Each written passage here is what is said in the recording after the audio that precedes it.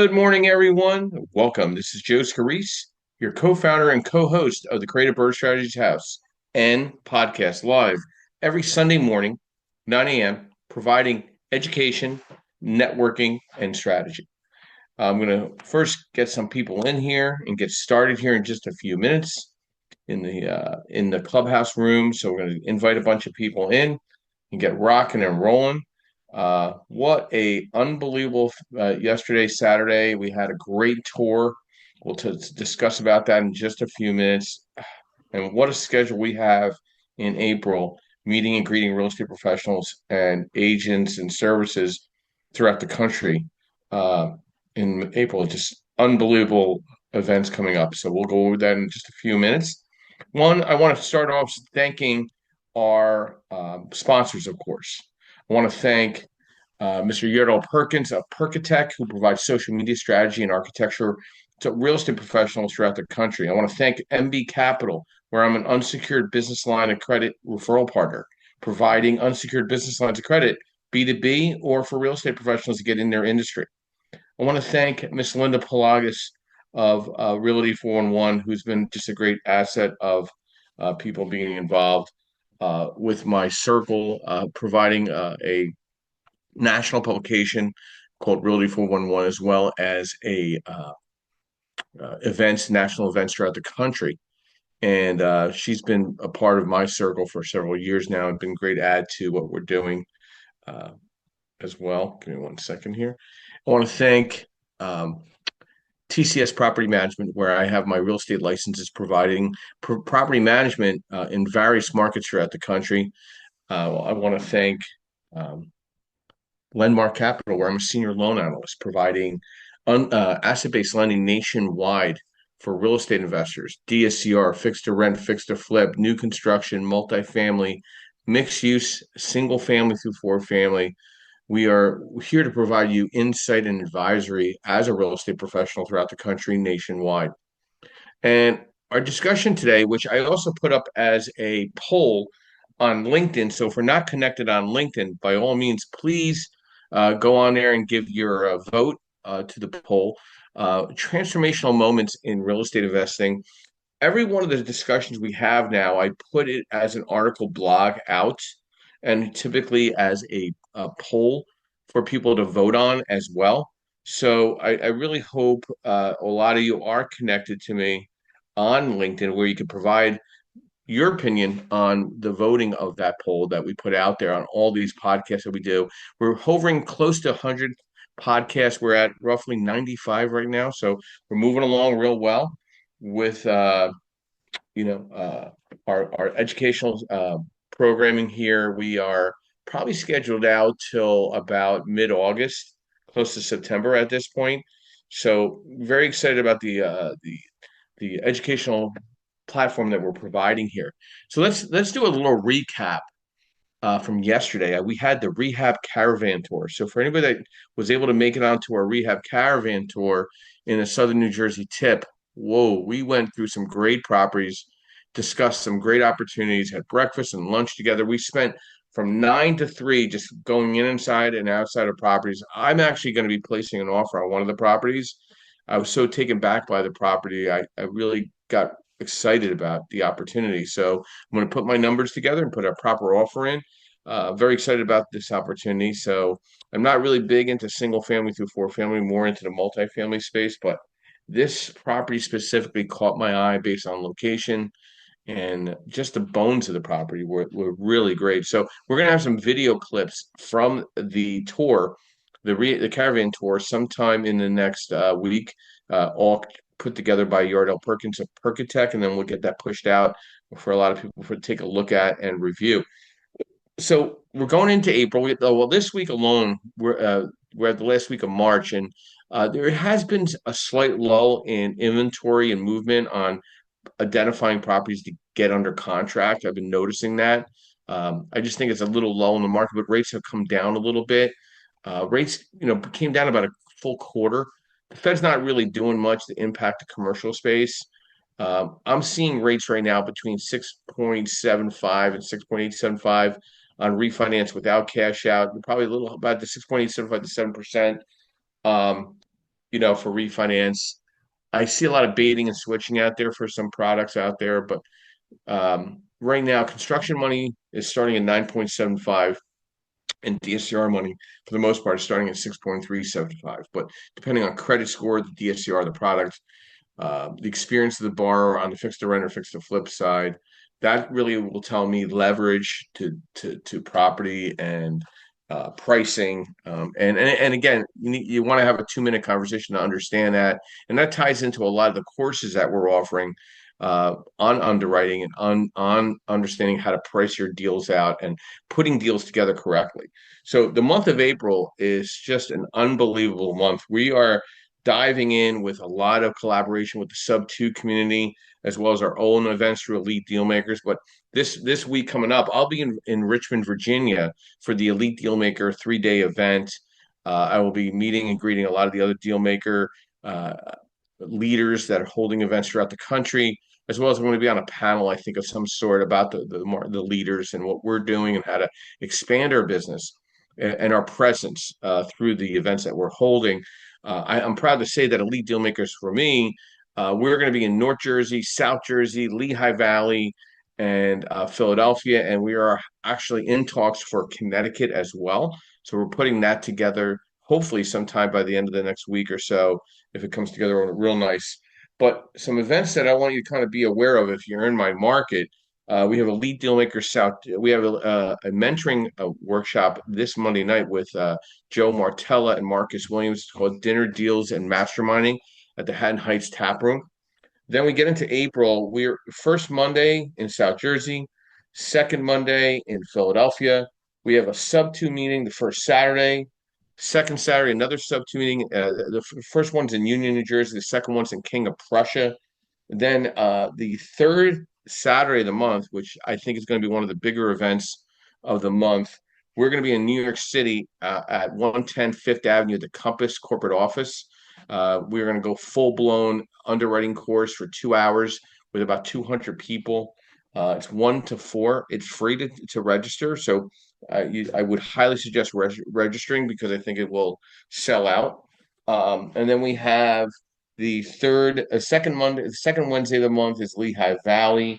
And then we're opening up Elite Dealmakers North Jersey and Jersey City third Tuesday of the month. So we've got a full-blown schedule. All this is posted on our websites or my social media platforms. So if you miss something, just shoot me an email. But we're also capping off the end of the month. Where we're going to be teaching another underwriting course in South Jersey on a Saturday down in Hadfield at the First American Title office. So we got multiple areas to one, get educated, two, be part of Elite Dealmakers, three, but meet and greet a lot of smart real estate investors throughout the country, locally here in the Northeast region. So I'm speaking also in Virginia on CE for real estate agents and also Rhode Island. I'll be announcing the Rhode Island CE course that I'm presenting on sometime in the next week. We're just trying to hammer that out as well. But the CE courses are expanding on. We'll probably be doing some presentations in Florida as well. So keep an eye. They'll all be announced through my LinkedIn or my Facebook or Instagram or Twitter. We have a full-blown social media company now working with Yardell in administrating updates on a day-to-day basis of all these events.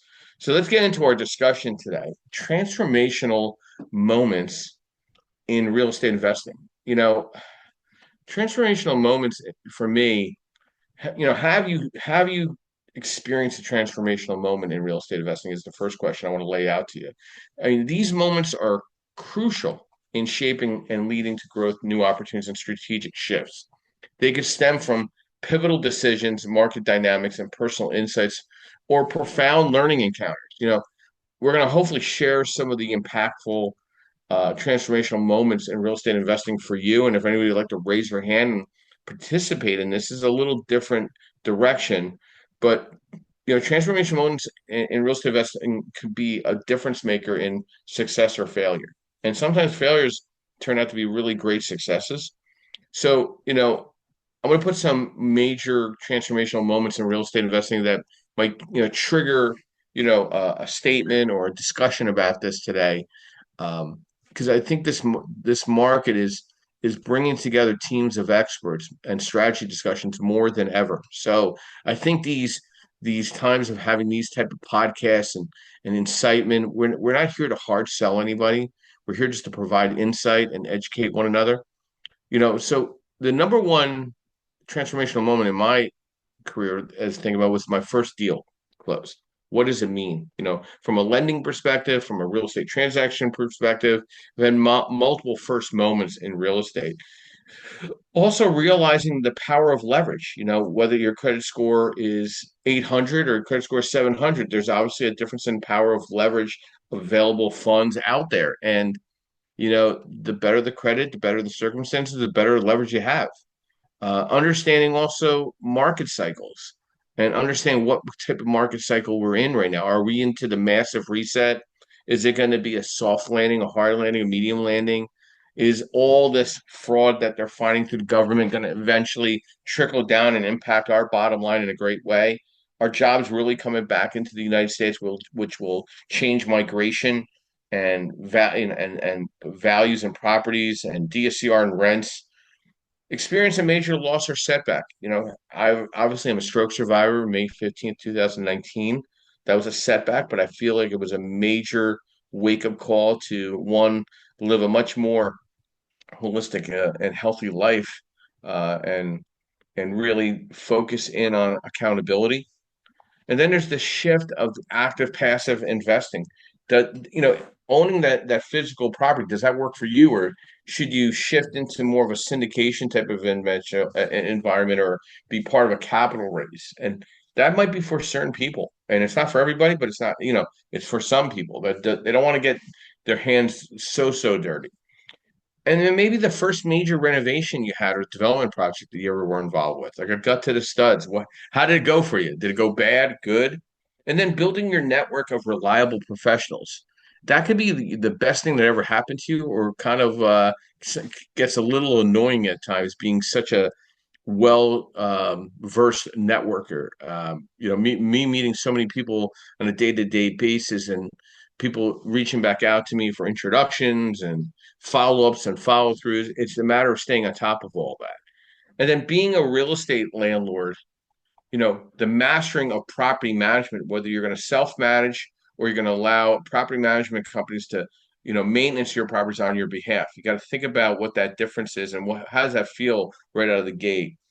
And then creating a real estate investment system, like a CRM, text messaging, follow-ups with people that you've met, the social media aspect to all of it. We've taken a much more serious approach to social media. I've had multiple meetings with Yardell and Percatech, and how we need to be present on a consistent basis. And I think we're mastering that. We're finding our mistakes and finding our successes. And we're finding out who is really doing things and who say they're doing things when it comes to social media. And you're probably seeing more of an outbound marketing for events recently, because I've taken a much more serious approach to letting people know where we are and who we are and what we're doing. Diversifying your investment strategies. Is it all about single family? Is it all about 5 units? Is it all about 2 units? Is it about mixed use? I mean, what is your diversification to investment strategies for yourself or your clients? Recognizing the importance of financial education. We are the only clubhouse room that provides CE courses for licensed real estate agents, understanding investment financing, understanding trends in the market, understanding how to wholesale as a real estate agent. And there's many more courses as well that we offer. We're offering a short sale course for real estate agents. We're offering a sub-2 course for real estate agents. And we're probably we are definitely the only clubhouse room that offers that, and probably the only podcast that offers that. And we teach those courses for free. You invite us out, get a couple people in a room. We'll do an educational presentation on that and provide CE for licensed real estate agents in pretty much any state in the country. And we also provide software and spreadsheets to better pencil your deals down to be the smarter investor. DSCR, capital budget, draw schedule, cash flow, cash on cash return spreadsheets, how to price your loans out software. All of that is provided in the courses that we have on Saturdays traditionally, every month. The shift in scarcity to the abundance mindset. What does that mean? That shift from scarcity to abundance mindset. Early in an investor's journey, there's often focus on limited opportunities and fear of competition. Over time, many investors shift to abundance mindset, believing that there's always more opportunity available. And the transformations, the mindset shift can lead to greater success because it allows for collaboration, taking more calculated risks, and seeing opportunities where others see obstacles. So where I see this is a lot of people, because I'm also wholesale and retail in the lending space, I see a lot of pushback from loan officers that, oh, I already have your product. Well, how do you know you have the best pricing? Just allow me to offer you another option on the wholesale side. Open up possibilities that we might be another viable option for you. We don't need to be adversarial. We could all be friends in this business. And I think over the past 7 to 8 years, I learned that by knowing the position I'm in the asset-based lending space, I can offer accessibility to success to not just the investor, but to the loan officer, to the real estate agent, to the other service providers within real estate. Transformational moments mark key turning points in investors' journey. They reflect growth, adaptation, and constant evolution of strategies and mindset. Each moment brings its new lessons and opportunities that help investors become more skilled, resilient, and successful in the real estate market. So we'll start off with Mr. Bob Chessick. Good morning and welcome. Brief overview, who you are, what you do, and thoughts to transformational moments in real estate investing for you, and thoughts to the discussion this morning. Good morning, Joe. I'm Bob Chessick, President of Chespin Corporation, setting up LLCs for people. Nothing I say is intended as legal advice.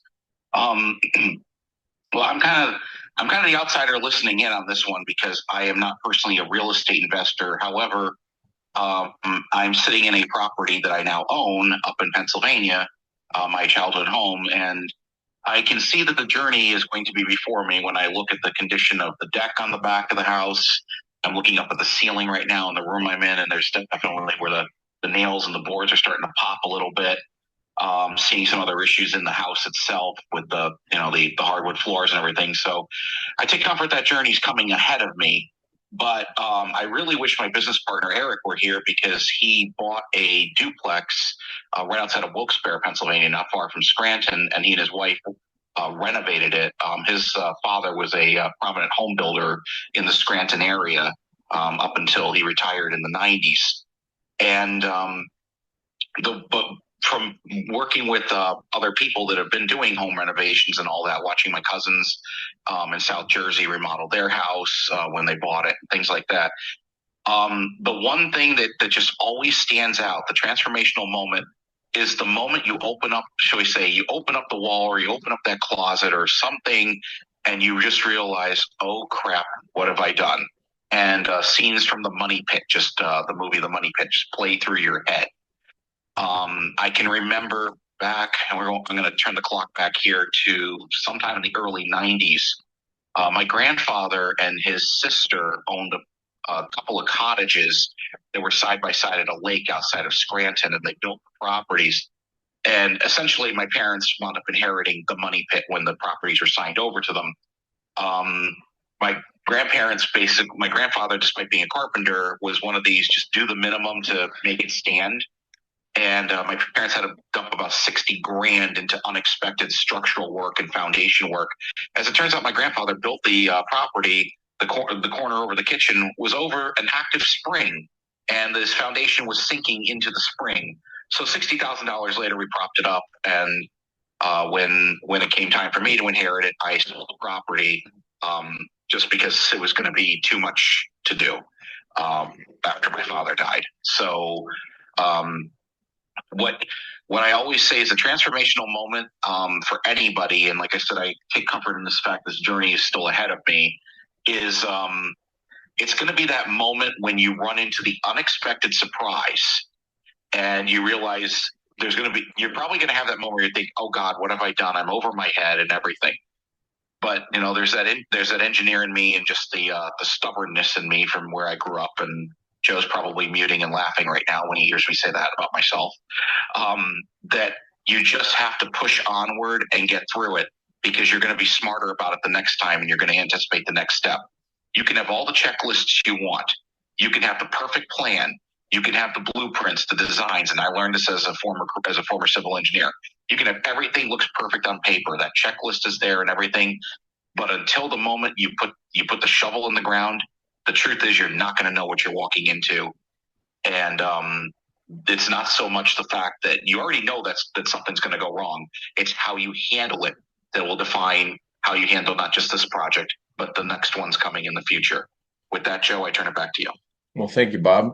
And Bob, you've seen me have some transformational moments in health and work and life over the past 14 years. So you've seen my ups, downs, sideways, forwards, backwards, all that. And we're still moving through forward. But one thing I don't do is empty my laundry on Facebook, LinkedIn.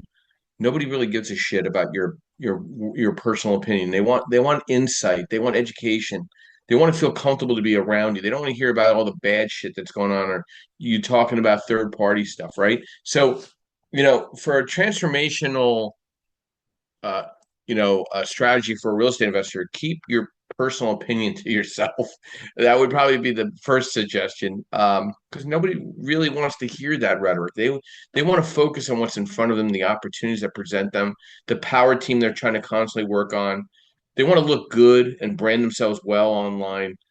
The same for real estate agents. Nobody cares about your personal opinion about whatever. It just doesn't matter to a lot of people. They care about what you're going to provide to them from insight as a real estate source, your power team, and allowing them to kind of circle around and feel comfortable when they're buying something like a home, whether it's their home or their investment property. They're trusting you in advancing in the opportunity of real estate. And I think when you're embracing technology and automation, it could be good or bad. You need to be very careful how you present yourself on all your social media fronts, the consistency of it, what you're putting out there, and what people need to see and what they don't need to see. Um, and then obviously understanding what a value add investment is. I don't, we went through 10 properties yesterday, and a lot of people that were in attendance didn't realize if you don't have experience, you shouldn't be taking on very lopsided renovations to create value adds because you're going to be in the same boat of trouble that some of these properties we went through that people went sideways on bad rehabs. Like you could see people buying these places, renovating them, and then running out of money, running out of circumstances, losing the contractor. We saw that probably about three of the 10 properties that we went to visit.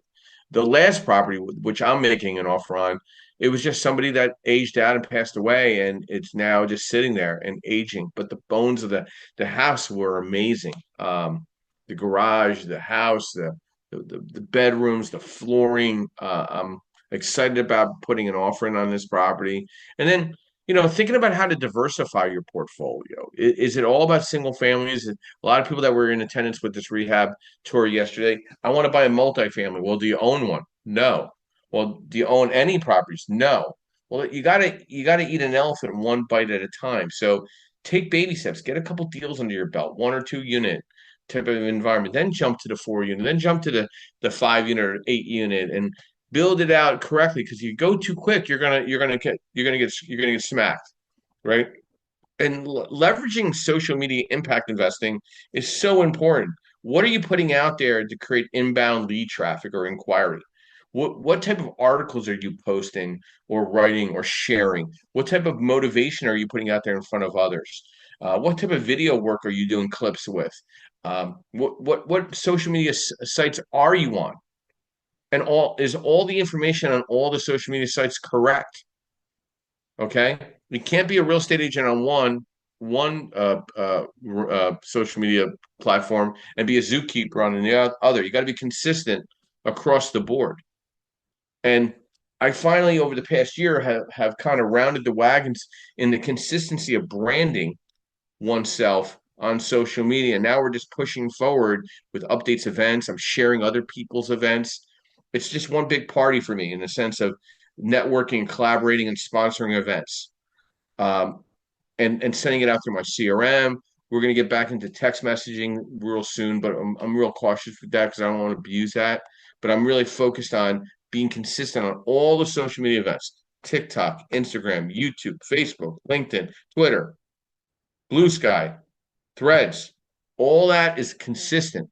And then focusing on building a strong brand and marketing strategy. You don't need, listen, and initially, if you don't have a lot of money, you're going to have to do it yourself. But every daily time you have a closing, you should be putting 10 to 20% back toward marketing out of that profit that you got. You have to. Every time I have a closing, I put some money back into marketing, 10 to 20%. Always. All right. And if you want to talk about that, what that looks like, or if you need help promoting who you are, what you do, let me know. We're here to help you on that. If I could share anything on any of my platforms for you, by all means, I'm here to hopefully extend that. If you're here every week and part of this following here in the Creative Birth Strategies podcast and Clubhouse room, we're here to provide that. So if I could be of any assistance to share or highlight something of yours to hopefully benefit you financially, I'm here for that. And adopting long-term value creation models. Okay, is it? It's not all about flipping. Yeah, I think people get so caught up in flipping. What about holding properties long term? Looking at the tax advantages, having a good property management person in place, helping somebody with affordable housing. Right? There's also property depreciation too, and depreciation. Leveraging strategic relationships and networking. I never depend on one sole person for my business. I'd be bankrupt. Okay. I'm always meeting the next person. I'm always following up with the person I just met. Consistency and continuity. And adapting to market conditions and global trends. I mean, listen, this is nothing new from 2008. This is nothing new from 1992. This is nothing new from the late 70s, early 80s. All these economic trends have been the worst times of all times. You just got to be a chameleon and be resilient. Mr. Dave Injami, good morning and welcome. Brief overview who you are, what you do, and thoughts to our discussion this morning: transformational moments in real estate investing. Hey, good morning, everybody. Thanks, Joe. Yeah, transformational moments. So when Joe said that, it kind of reminded me of the journey I've been on for the last 15 years. I've kind of summarized it, and it's an example of, and I'm going to use it as an analogy. You could potentially transfer it over to your investing strategies. So it's an example of changing with the times, being strategic, and being creative. And I think that's something everybody needs to do when things change, markets change, and things like that. So I had a great career as a wholesale, what they call a wholesale lender back before 2008. And then the crash happened, the market crash, and I got strategic and again got creative. And I didn't do something totally separate out of the industry to supplement like some people do. Joe mentioned a zookeeper. There's some people doing solar now in addition to lending, and things just totally unrelated. But when things got tough, I decided to just create extra value for my already existing clients. So I went and I got a title insurance license, and then I was able to help them with not only lending, but also title insurance. And I focused on that primarily until the Dodd-Frank Act, right around 2014. Then I was getting a lot of refinances at the time as a vendor. When that happened, I started to focus more and more on real estate agents, getting business from them. And that was going, building that up. That was going well for a while. And then COVID happened. When COVID happened, everybody, took a beating after the 2020 surge. So I decided to add even extra value and go get my property and casualty license. So then I was able to offer homeowners insurance to my clients and also appeal to the end user. So I wasn't just relying on real estate agents anymore. So it's just an example of being creative, sticking with your specialty, which is real estate, and being flexible, and strategic, and trying to change with the times.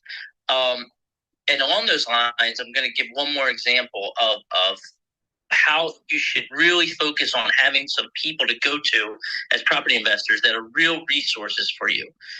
So yesterday, a woman called me. I had met her literally about a month ago at a real estate investor event, and she reached out to me for some pricing on a potential property, which I gave her. And then yesterday, she called in a panic, and she was asking for the contact information for the person running that group. I didn't have it on me, but I said I could give it to her. I could get it for her, but I asked her to give me a call and let me know what was going on. So she made an offer on a property. It got accepted, but she doesn't have any funding and not even for the down payment. So she really was overzealous. I had referred her to, Joe had mentioned the unsecured lines of credit with MB Capital. She's got a little problem on a collection from years ago. So the person she was trying to reach is a contractor. He may or may not be able to help her, but I'm really glad I talked to her because I'm going to put in about 20 calls to try to get her a solution between now and the end of the day tomorrow. So I may not come up with the final solution for her, but she talked to one person who's a resource in the industry, and I'm going to be able to make several calls to several experts for her on her behalf with no charge to her. So that's just an example of get some power partners if you're a property investor, whether they're people like Joe, anybody speaking on this call, or whether it's somebody you meet at an event you go to, and utilize them. I don't see enough property investors utilizing the resources they have at their disposal, whether it's for lending, title, insurance, anything. What Bob does in the accounting and finance world, any resource you can get to, just utilize as much as possible, and you'll jumpstart your property investing portfolio. And I'll leave it at that. Dave, thank you. And it's funny, you're bringing some light bulbs off the top of my head thinking about this. Here at Credit Birth Strategies Podcast and House, we offer podcasting sources where you could actually be interviewed and get some video content. We could do clips for you. We can get you in front of whoever you need to get in front of. You can come up here and I could interview you. You know what I mean? Take a few minutes. You have to have a transformation in 2025 as a real estate agent. It's all working against you if you don't. All right. You're just making things difficult. Are you trying to recruit? Are you trying to recruit a team? Are you trying to get more leads? I had two real estate agents that were with me the entire day yesterday. And they're like, Joe, how do we get more leads? So I said, well, let me ask you a question. I said, are you at the right real estate office? And they got quiet. I said, you're managing 20, 30 properties right now. Do you want to get more into a maintenance environment to offer maintenance services to landlords? Because landlords hang out with other landlords, and then the referral business comes in, the phone rings more, there's opportunities to list properties or buy properties. Or do you want to just buy lists and buy cash buyer lists and out-of-state landlord lists that are people buying properties in your immediate market? I mean, these are all good questions, right? And they had some answers for some, and they had no answers for the others. And sometimes it just takes some constructive discussion. And we had all day. And I think we all walked away where there's some synergies and some ideas, potential introductions. And I think if you want to be real estate investor friendly, you need to embrace it. You can't kind of go halfway in, halfway out as a real estate agent or a service or as an investor. You got to be full time into it in mindset. And obviously, you have a job position as well. You got to just balance it accordingly. But I think leveraging your power team or being open to the possibilities of expanding your power team is important.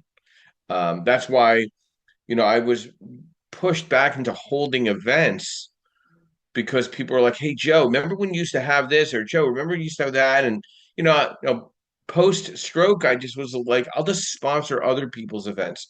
I'll support other people's events. And then the podcast came around and discussions and then workshops and the CE accreditation came back where people wanted me to teach the CE. And I'm like, you know what? We're going to go full blown. I'm going to sponsor events. I'm going to participate in providing insight and trend activity. I'm going to make introductions for people. I'm going to leverage them automatically on social media. Like every person here that has not been interviewed by me on my podcast, or we've not done a podcast together to highlight and promote your business, you're 30 minutes away from having some really great video content and me interviewing you to find out who you are, what you do, and what can you provide to others, right? And I'm not charging any of that. We're going to clip that and get it out there for you. That's transformation. The only person you're talking to on that video is somebody else, on one. You're not talking to thousands of people. Or like here, I'm talking to, this is going to be recorded, downloaded, and hundreds and thousands of people are going to review this post production and edit by Yardell, right? So I have to be somewhat cautious in how I say things, but a lot of this is unedited. So I have to, you have to be quick-witted in this industry. You got to, if you're not leveraging video content or virtual assistant or enhancing social media presence, uh, the proper professional picture, the proper profile identification of who you are, what you do, you need to think about that. You got to embrace it. You got to refine your digital marketing and social media skills. You got to expand your digital footprint with different platforms. It's not all about Facebook. It's about all of it.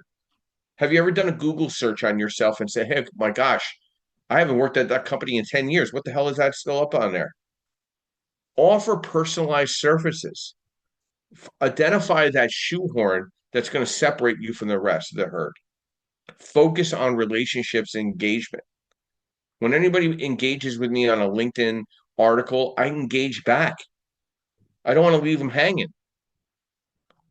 Offer value beyond the transaction. Most people, hang on 1 second here. Most people don't do the follow-up post-closing. I always reach out to my clients and say, hey, is there anything I can do for you? Is there management? Do you need a contractor? Do you need a maintenance group? Get involved. And then also get involved with the community. I went to a grand opening on Friday, met the mayor of my town, never met him before, and a councilman. We had a great conversation. Coincidentally, they're both in real estate. Isn't that funny? And coincidentally, they know my brother-in-law. They know my mother-in-law. Oh my gosh, we had a great conversation. We're going to have follow-up discussions. And I said, listen, there's an opportunity where I could sponsor something in the community. Let me know. Here's my card. And you got to continually invest in continuous learning and personal growth. Staying updated with the market trends. Does everybody in this room know what the market rate closed on Friday at? You should. 6.72, right? What are the DOMs in your market on listings right now? Where is rental market going in your market right now? Where's migration going in your market? Are there jobs coming? Is there any announcements? How about being mentoring or coached? I'm coached to this day since coming into asset-based lending environment. After I left the regulated bank industry, I decided to retain a coach, and we have discussions on a month-to-month basis, incorporating these strategies. Whether you're an agent, a lender, investor, a wholesaler, service provider, you got to become more efficient and attract new business in a rapidly evolving market. The key is to stay flexible, tech savvy, and client focused while being proactive in adapting to future trends. Good morning, Felix. Welcome. Brief overview who you are, what you do, and thoughts to our discussion. Transformational moments in real estate investing. And it was great seeing you also a couple weeks ago in Baltimore. Yes, it was. Good morning, Joe. Good morning, everybody. Felix Buchanan Sr. I do real estate and such in Baltimore, Houston, Carolinas, a couple other different states, the DMV in general. I do credit repair, business funding, rehabbing, property management, tenant placement. I'm a former real estate agent from 2005 to 2019. What I would say are big transformational moments, at least for me, were my losses in real estate. I felt like when I was investing, that's where I learned the best lessons. I didn't learn the greatest lessons, obviously, from when you hit home runs or you win, because when you're winning, you're not looking at the different things that could go wrong or why it went wrong or what was wrong in that transaction. You already look at it like, hey, I won and, everything's good. I learned a lot just from the factor that things that you just don't pay attention to, whether doing your scope of work for a rehab, that was just one lesson I learned. I think the rehab I had it at about 30,000. It ended up being because of some things that we've seen with an attachment to the house, things that were structurally wrong with that, the underlining of it, just different things that I didn't pay enough attention to because of all the wins that I had. The losses kind of really set me up to really learn more about what I was involved in, because it started, obviously, it's going to make you then pay more attention to what it is that you're doing, like Bob mentioned earlier in the call. Things that you just don't account for, things that will just become unforeseen, because if you've never done it and you don't have the proper mentor or you don't have the proper coach, they're not going to tell you to look for these things. I just did a walkthrough with a newbie, but Joe, I met one of the ladies I met at the RIA. So she wanted me to come through and take a look at the property. So she's explaining to me that, they're going to put a bathroom in the room here and they're going to do this like this. And I had to ask her, like, well, that's not going to be aesthetically pleasing when you're looking to sell the property. And she's like, well, the contractors that I talked to before, they didn't even tell me that. Exactly, because they're just contractors. They just coming in to do the job that you're asked for, where with my experience being a former real estate agent, wholesaling, doing these many rehabs, I have an assortment of business knowledge in different areas, which that helps culminate to why I would invest in this area, why I wouldn't invest in this area, why I would invest in this property, why I wouldn't. And that particular tradesperson is just going to be specifically focused on what their trade is. They're not thinking about when you got to sell the property, and then if it's not aesthetically pleasing, either you're going to lose that money on the back end because that new investor is going to account for having to bring the property back to where it's going to be pleasing for them, or you're going to end up losing some of your investment money because now you have to, do the property in a way that it's going to be a manner that it's going to be saleable after. So I gave her and her partner a lot of great insight from that standpoint of things that they weren't even thinking about, that she left there with what I tell everyone. I'm big on whomever I speak to every day in any moment, in any sector. I don't even care if I go to Wendy's. It's just providing value to people in general, especially, when it deals with real estate. I love it. I love the business that I'm in. I love real estate. There's nothing about it that I really don't like. Other than, there are people that you babysit adults, is what I call it, especially when you're dealing with rental clients. But beyond that, I would say transformational going into 2025, because of if you're not providing value with education, different things of that nature, then this is the market that weeds out the people that are not on point, that are not doing the homework, that are not providing extra levels of value. This will weed those people out. They won't be in business because people are going to want to deal with the experts or deal with the person that's really going to put them in a position to win. And that's it for me. Well, hey, Felix, I really appreciate that, because I think you and I are talking to the same person, because she came to me with a very lopsided deal, and it's in a tougher area of Baltimore. And I was like, listen, we're not going to be able to get this thing done. You don't have the experience. Your credit score is kind of on the edge. And I probably would think of a lesser lopsided deal. I think it was the woman Landville? It was somebody that you were sitting next to. She was when you were at the table. She was there. She was at the same table as you. You talking about the realtor lady? No, she was across from you. Okay, yeah, I know you're talking about that. It wasn't the same person? No. This one is a different lady. Okay. So, but what's really funny? You and I hadn't seen each other probably in 14 years, right? Right. We went right like peanut butter and jelly back in that room, like it was just like yesterday. We were hanging out at an event, and we worked that room like true networkers. We were going back and forth, getting people to focus on what we were discussing, and then leading it into other interjections with the gentleman that was speaking. I thought that was pretty cool, though. We worked that room pretty smart. I think we literally got to talk to every single person in that room within the same 60 minutes. Yep.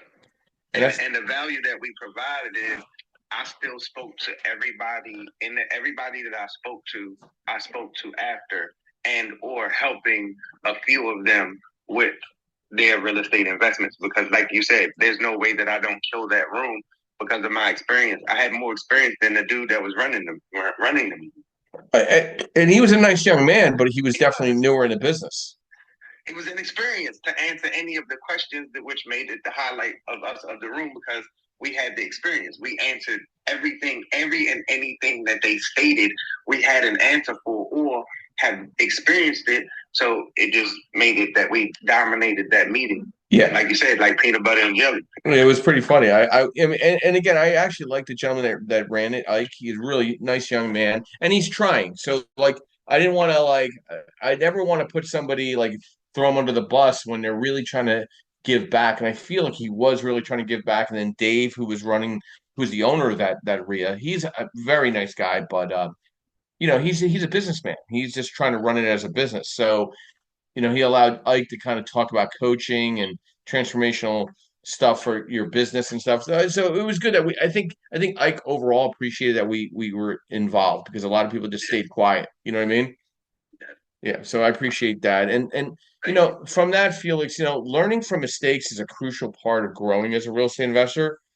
And even the most successful investors face setbacks. Now, you're not playing real estate agent anymore, but you're playing kind of like consultant in a way, a little more dynamic from the lending and the real estate, investing space. What have you seen different for you in the last couple of years in the business compared to 10, 15 years ago when we first met?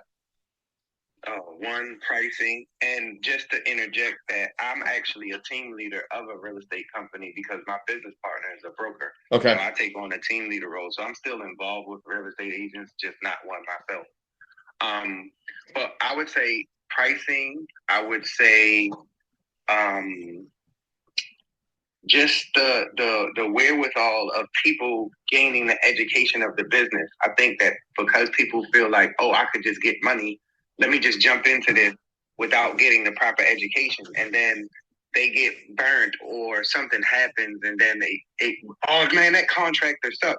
But like you were saying earlier, like, what do you know about what it is that you're doing? And they lack the information, and some people just really will run with that and just don't say, hey, well, I don't know what it is that I'm doing, but I got the money, and that's all that mattered. And that would be a huge one to me. Well, thank you, Felix, and thank you for your insight and being on here in a consistent manner. I really appreciate that. So I'm going to jump into, like, I think one of the bigger mistakes is failing to do thorough research. Okay, not doing enough research on the market, the property values, neighborhood trends can lead to poor investment choices. This might result in overpaying for a property or investing in an area with declining values. Number two, I think underestimating repair and renovation costs. Many investors make the mistake of underestimating their costs and repairs of renovations, leading to unexpected financial strain. Number three, also ignoring cash flow and ROI. Focusing too much on appreciation, neglecting the cash flow is a common pitfall. Even if the property appreciates in value, if it doesn't generate steady income, the investment can be draining on the long term.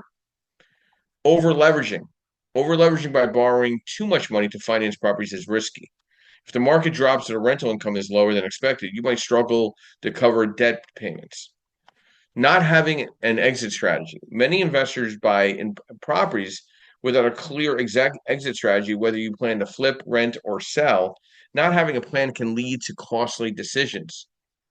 Ignoring property management needs. Failing to account for property management or attempting to handle it all yourself can lead to issues such as tenant turnover, maintenance delays, and legal troubles. Chasing the shiny objects and following trends.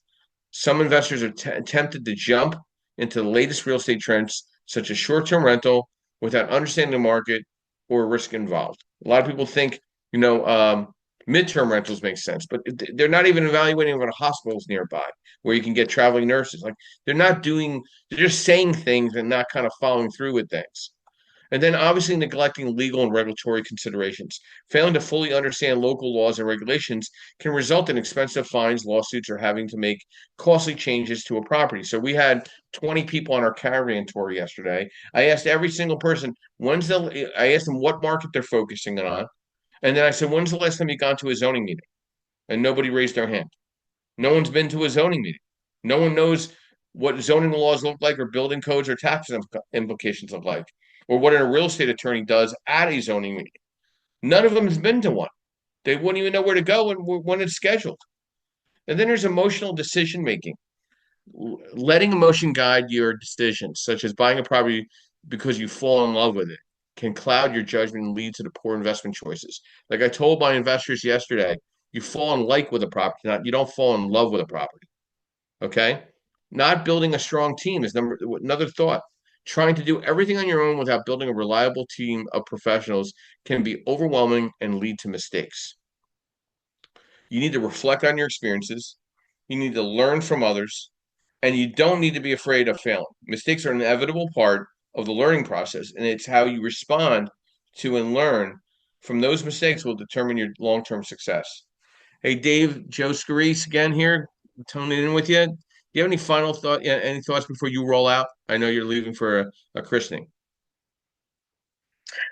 No, thanks, Joe. No, that kind of sums up what I wanted to add to the conversation. I did put my contact information in the chat. If anybody would like to reach out to me for anything at all, feel free anytime. I'll be available. Thanks, Dave. All right. Good morning, Ginger. Good seeing you yesterday on the caravan tour. Brief overview who you are, what you do, and thoughts to the discussion, transformational moments in real estate investing. Hi, I'm Ginger. I'm want to be a real estate investor. I have one property, but I'm trying to go further than that. And even though I feel like I've been trying to learn everything, I just wanted to kind of comment on what you said about the zoning meetings. I was on the caravan yesterday, and I do feel like I felt like most of the people were kind of newbies or trying to break into this area. I mean, I wouldn't even know what to do or say or even to listen to at a zoning meeting. And I think that that's kind of half of the problem there, right? I mean, sometimes I wouldn't even if they were talking and you understand, like you don't understand how it fits to you. So, I mean, I think when people have a lot of knowledge and they understand neighborhoods and they understand that you need to research it, and I think that we forget that it all is so overwhelming, and we forget that people don't even know to do that kind of stuff. So that's kind of like where I am right now, kind of like frustration of like not understanding sometimes even when people talk about, and things. So that's where I am. Well, Ginger, one, I owe you a couple emails because I got your text. And two, it was a pleasure having you on the tour. And then three, I was trying to give insight to ideas to go. I mean, like, I know nobody ever went to a zoning meeting other than myself and I think one other person.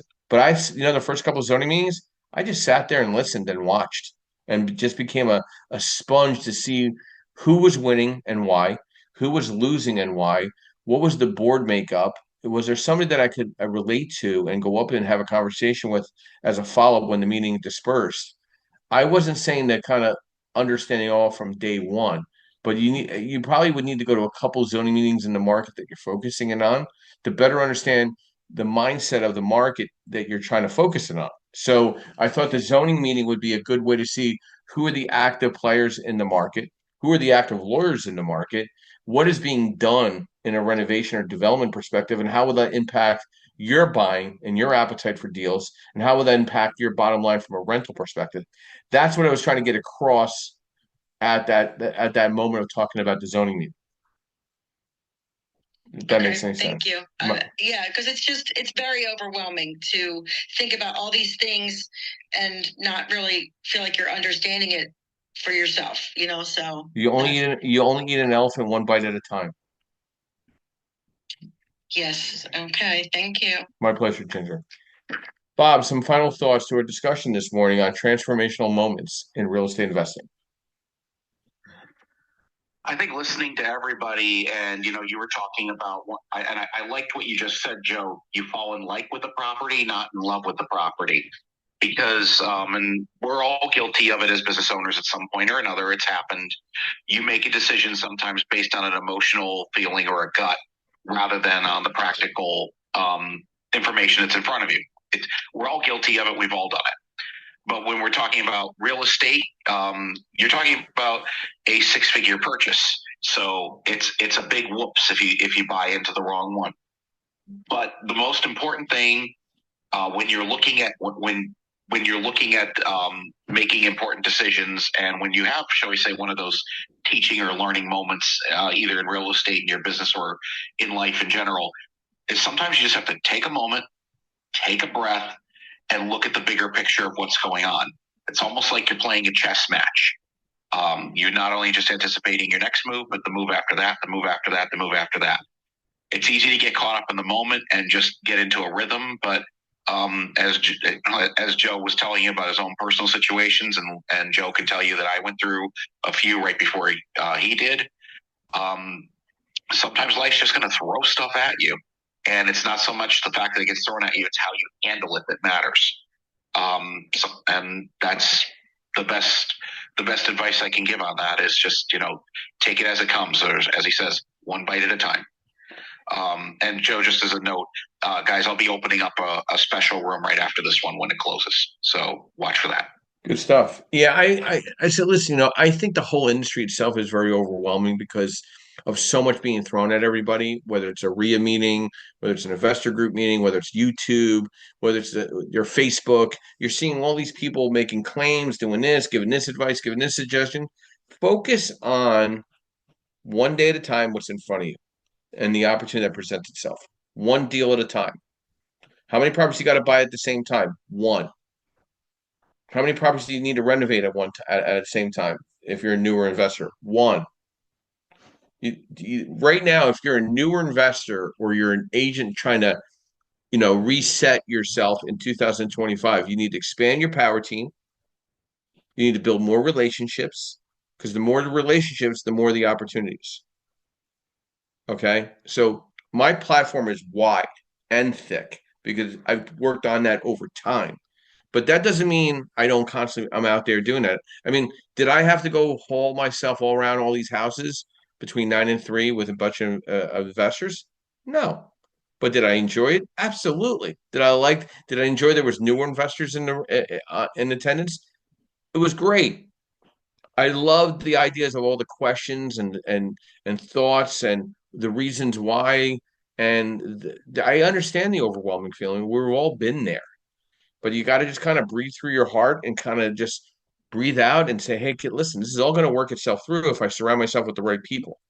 Your confidence level and your competence level will increase. You don't want to hang out with people not as smart as you. You want to hang out with smart, sharp people, relevant or smarter than you in their fields, because that's going to allow you to grow and prosper as a real estate professional. If you're a newer investor listening below, when you walk into a room, never again you should say, hey, I'm a new investor. You should go, hey, hi, my name is Joe. I'm a real estate professional. I'm looking for opportunities investing in real estate. Project positivity in front of you for every single opportunity and become consistent and confident and continuous with all that. And all these transformations will come together, whether you decide as a real estate investor you want to be an agent, as well as maybe a title agent, maybe a property casualty agent, maybe you want to do some wholesaling, you want to invest in a couple of properties, you want to do a couple of partnerships, wherever your comfort level leads you to. Felix, any final thoughts to transformational moments in real estate investing? My final thoughts would be figure out what your niche is, figure out what you want to do in real estate investing, as was mentioned earlier, whether it's going to be single family homes, row homes, ranchers, mobile homes, whatever it is that you figure out what you want to do. Network, definitely build a power team. Networking is key because you're going to network with some people that are just going to be BS. And because you're new, there are people that just look to take advantage of that. So just make sure that you truly listen to what it is that they're saying. Make sure that they understand what it is that they're doing, and get as much education as possible. It's so much more information available to people now. Social media, YouTube, LinkedIn, there's just so many opportunities. And just something that you said earlier, Joe, people do want to know about your personal life. And so they do ask your personal opinion on social media. They are more interested, even if you're a professional in this new era, They want to see that when you went out and you was eating crabs with your family, or you went to your daughter's, they want to see that information on social media. Just FYI. Yeah, I think there's a character reference to personal information, but you just got to be cautious. Like being, I would stay away from certain things just to be cautious, because you want to stay kind of neutral in whatever, out with family or friends at an event, enjoying oneself and camaraderie. I think that hits home for a lot of people. People could feel relevance to that, and I agree with you, Felix. There's just some other things that you got to just be careful of promoting. I see some different professionals talking negative about a past endeavor with a client or a closing. That's all unnecessary fodder. You don't really need to do that. Talk about all the positive stuff that came from everything. Like to me, was there some interesting things that happened yesterday at the caravan tour? Yeah, sure. Everybody has an opinion, everybody has a thought, but you know what? Overall, everybody was great. Everybody was involved. Everybody was engaged. Everybody asked questions. There was insightful discussions. I think the real estate market is vast, and I think many investors find success by focusing on specific niches and align with their goals and expertise and risk tolerance. Yep. You know, um, I just think we're in such an exciting time.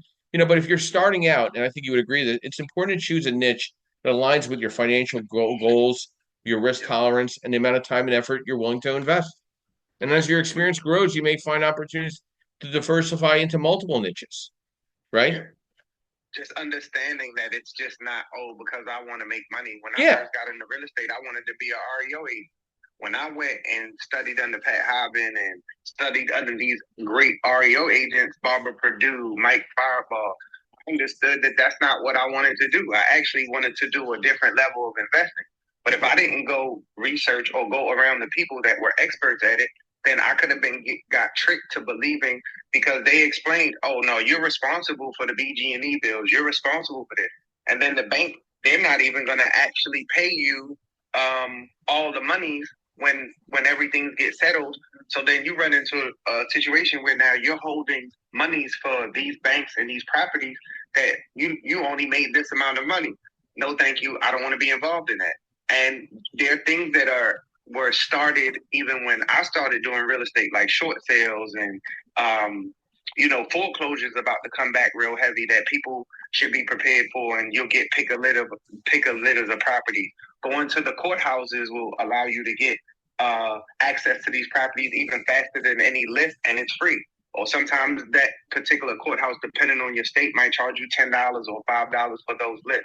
Being creative in this market is great, but for us that have been in the game for a while, there are things that are coming back where I learned short sale all those years ago, and now I see how it can benefit a lot of clients now, because I just helped the client and we were able to buy the property because she don't owe nothing for her. She owes nothing on the mortgage. She was able to get it wiped out, and it's not on her credit, and the property sold. So the bank's happy because now they don't have to worry about pre-foreclosures, none of that. An investor was already right there to scoop it up. So there's just different strategies that I know that I've used when I was first in the business that I can utilize now, along with the sub two, along with seller financing. There's just so many. Rent to own would be a great option right now in this particular market. There's just so many different things that you could do, but if you don't learn about all of them, then you don't know what options are available to you. Just fortunate I've been involved in pretty much all of them. Well, thank you, Felix, and you still got that baby face. So great. I love that. Somebody kept the baby. Somebody kept the baby face out of us too. You know what I mean? So it's all good. So thank you, Felix. And I want to thank our sponsors today. I want to thank Mr. Yardell Perkins of Perkatech. I want to thank Ms. Linda Pelagas of Realty 411. I'd like to thank MB Capital Solutions, where I'm a referral partner providing unsecured business lines of credit. I'd like to thank Lendmark, where I'm a senior loan analyst providing nationwide asset-based lending. I want to thank TCS Property Management Services, where my licenses are held for New Jersey and Pennsylvania, offering management services in multiple markets throughout the country.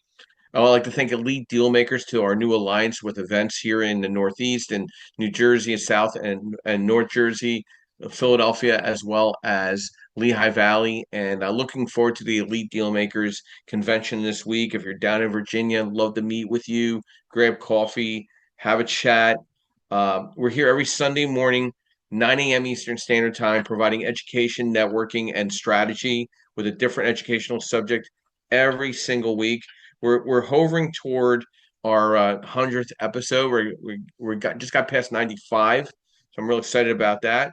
Please join Bob in the next room as well. And my quote this morning: I am not a product of my circumstances. I am a product of my decisions. Stephen Covey. Have a great week. Be well. Take care of yourself. I'll be ending the room in the next 30 seconds. And thank you. Everybody have a great Sunday.